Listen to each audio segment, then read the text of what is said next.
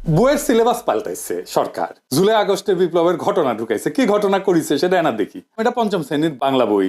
দেখেন, হাসিনার নাম নেয়নি।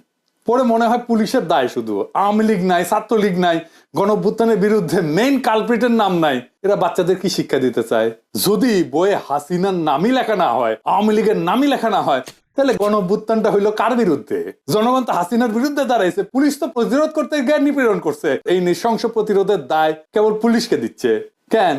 হাসিনার নাম কেন নিচ্ছে না? বাচ্চাদের জানা উচিত না হাসিনা জোর করে ক্ষমতায় থাকা এবং তার অপশাসনের বিরুদ্ধে আমরা ফাইট করছি। আমাদেরকে এখনো কারা হাসিনার রাজ্যে রাখতে চাচ্ছে, যে রাজ্যে হাসিনাকে কালপ্রিট বলা যাবে না? তো কে লিখেছে? রাখাল রাহা। ওর আসল নাম সাজ্জাদুল হক।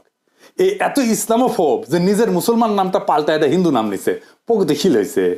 নবম দশম শ্রেণীর বাংলা বই